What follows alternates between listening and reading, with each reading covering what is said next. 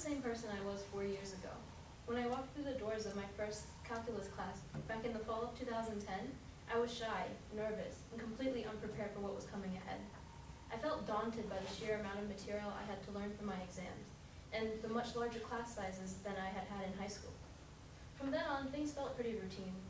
Day to day, things don't seem to change, but looking back, nothing is the same.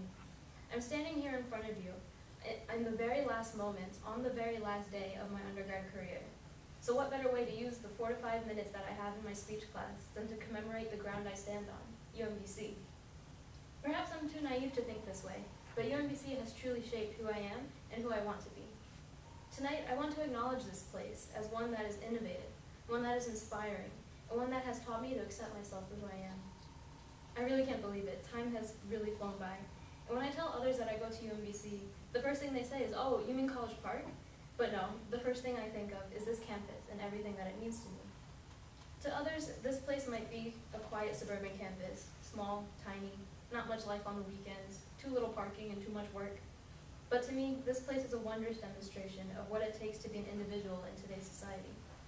UMBC is innovative because it really has combined the best of all worlds in one tiny, neat package. You have the exploration of the sciences, a celebration of the arts, and the nurturing of every kind of intellectual in between.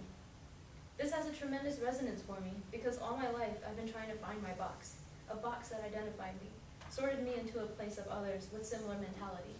But luckily, I've come to realize that UMBC students don't come with boxes, but rather a blender, and that allows us to think of multiple perspectives in an innovative way. UMBC is also inspiring. I have met countless amounts of young students who are on their way to powerful and meaningful positions. I have met future doctors, engineers, lawyers, and pharmacists who will shape the world we live in within the coming years. And behind every successful, hard-working student is the teacher who pushes them even harder. When I think about the chemistry courses here, even though I might hate the amounts of work that I get from my teachers, or the fact that I had to retake organic for a bad grade, I know that an education here will give me the best positions later on. Matter of fact, just last year, an older woman in front of the library stopped me who was lost, and she was looking for a place to buy food. I was actually on my way to class with note sheets in my hand, and I decided to help her anyway. I had her follow me to the Commons, and I'll never forget our conversation along the way. She told me how she transferred from community college to finish her degree. She went on about how she loved it here. People here are so motivated, and they're so kind, she said. She was never one for getting good grades, but being in this kind of environment pushed her to get the grades she was capable of.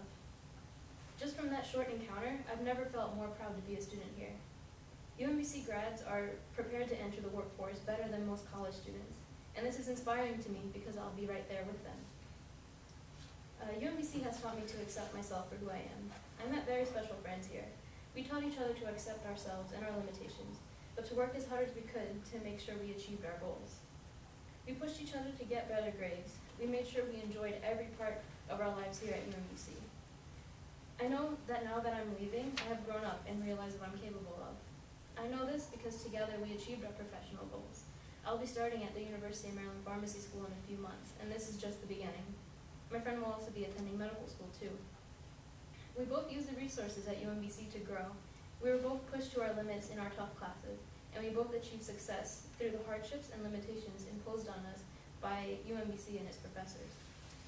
Now I know that I'm a successful intellectual, exactly what President Hrabowski wanted in me. I say thank you, UMBC. You had